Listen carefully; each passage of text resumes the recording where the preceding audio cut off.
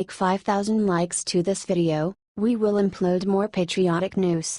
Thank you. Sarah Huckabee shut the reporter's lies at the press briefing. Sarah Huckabee delivered a press briefing regarding President Trump's firing Communications Director Anthony Scaramucci. He made this decision 2 days after he appointed General Kelly as the new Chief of Staff. And as always, the liberal White House reporters didn't let Sanders go any further when she addressed the subject. The reporters kept yelling one question again and again. Sarah Sanders was clear when she said that Trump's main focus is on providing jobs for the American people and that the reports should stop fixating on who has which job in the White House. She said that President Donald Trump thought that it will be best for his new chief of staff to create her own team and that Trump felt Scaramucci's comments about Steve Bannon were disrespectful and unacceptable. After Sanders was asked the same question for the 10th time, she decided to end the briefing and walked out. Please share this post on Facebook to support Sarah Huckabee Sanders. What is your opinion on this? Scroll down to comment below.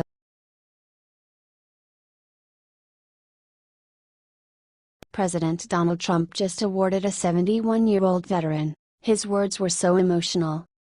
President Donald Trump just awarded the 71-year-old Vietnam War veteran Army Medic SBC James McCloughan with the Medal of Honor. McCloughan fought in the Battle of Huon Hill in 1969 when he was 23 years old. He had been seriously wounded when he went to the kill zone to help 10 other soldiers. And now he has been awarded for his bravery. When James McCloughan was wounded, his captain told him to leave the battlefield to seek treatment, but, he said, he knew me enough to know that I wasn't going.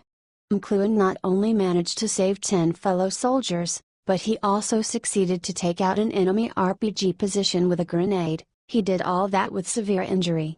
The White House stated, he voluntarily risked his life on 9 separate occasions to rescue wounded and disoriented comrades.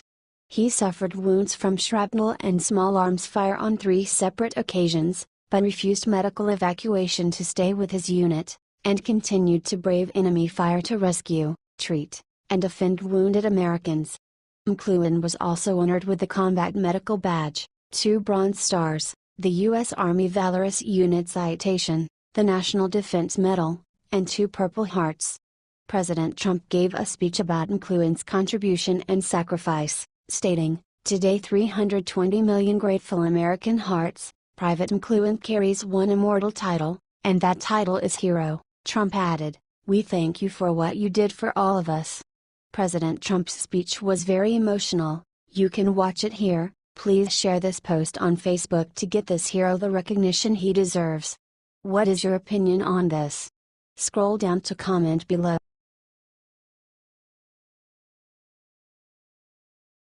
Are there really 15,000 trainees in the U.S. military? Fact check reveals the truth. Democrats and their allies in the mainstream media love to throw around made-up numbers and statistics to prove their case. But today it's easier than ever to expose them as liars and hypocrites. When Trump announced that he'd no longer allow transgendered people to serve in the U.S. military, Representative Mark Takano, D. California, tweeted that the president had directly assaulted no fewer than 15,000 of our soldiers. That sounds like a big number. Which in itself would seem odd, given that, despite the enormous amount of noise they and their supporters make, transgendered people make up a minuscule percentage of our population. The media wasn't about to let healthy skepticism get in the way, and ran fast and hard with Takano's made-up figure. A Daily Caller fact check revealed that the 15,000 number was a mere estimate based on a 2014 survey of the general public. One of the questions on the survey was, have you ever been a member of the armed forces? The study collected just 6,500 valid answers, and it included those from folks who very well may no longer be in the military. How they estimated 15,000 active duty transgender soldiers from that result is anyone's guess. A somewhat more reliable study by the Rand Corporation took estimates from numerous studies and other data to arrive at a figure of just 1,510 active duty transgender soldiers in the U.S. military. Which makes a lot more sense, and definitely puts Trump's decision in its proper context.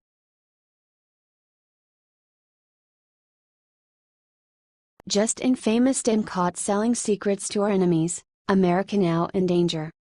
The biggest national security scandal of our generation is currently unfolding and the media is suspiciously silent on the issue. That's because it leads back to the Democrats, and the fake journalists on CNN don't want to incriminate their liberal pals. Imran Ewan, a former IT aide for Congresswoman Debbie Wasserman Schultz, DFL, is his major trouble. On Fox Business's Varney and CO program, Judge Andrew Napolitano commented, "He was arrested for some financial crime. That's the tip of the iceberg. The real crime against him was that he had contact. He had access to emails of every member of Congress and he sold what he found in there. What did he sell and to whom did he sell it? That's what the FBI wants to know. This may be a very, very serious national security investigation." Imran Ewan was employed by Wasserman Schultz when she first was elected to Congress in 2004. She also got him, his two brothers, and his wife work with other Democrat members of Congress. These shady Muslims were making bank. Just look at what they were being paid to get their hands all over American information. Imran Ewan made $164,600 from congressional Democrats in 2016. His wife made over $168,000. Imran's two brothers, Jamal and Abid, made $157,350 and $160,943 respectively. That's a lot of money and that's not even counting what they made from selling America's secrets to the highest bidder. That's where the real cash was. Eventually, their illicit activities were discovered. It's why the Ewan brothers were fired back in February, reports the Daily Caller. They were hacking congressional computer networks and caught red-handed. Most congressional Democrats immediately fired them. But, oddly enough, Wasserman Schultz kept Imran on her payroll.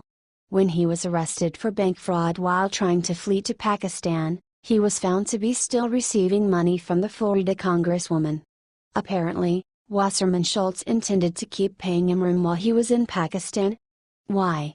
What reason could she have to employ him once he was out of the country, and had been stripped of access to congressional computer networks? The answer is simple: Wasserman Schultz was complicit in Ewan's sale of U.S. intelligence. Judge Andrew Napolitano puts it clearly, the real crime against him was that he had contact, he had access to emails of every member of Congress, and he sold what he found in there. What did he sell and to whom did he sell it?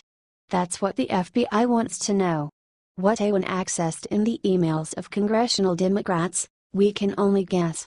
Let's pray they didn't get high-level national security information. The last thing our country needs is our defense information in the hands of ISIS or North Korea. If that stolen information results in an attack on Americans, it will be on the heads of Wasserman Schultz and the Democrats. You never know, they might also have lots of dirt on members of Congress. When you consider that the Ewan brothers' clients were Democrats, you know they must have seen lots of shady things going on. Will foreign powers use that information to further blackmail our politicians into pursuing anti-American policies?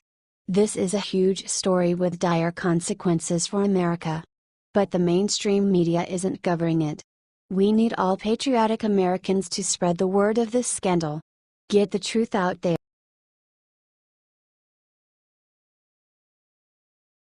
The water near Niagara Falls suddenly went black, shocking the residents and the tourists. The water near Niagara Falls suddenly went black Saturday afternoon, shocking the residents and the tourists as well.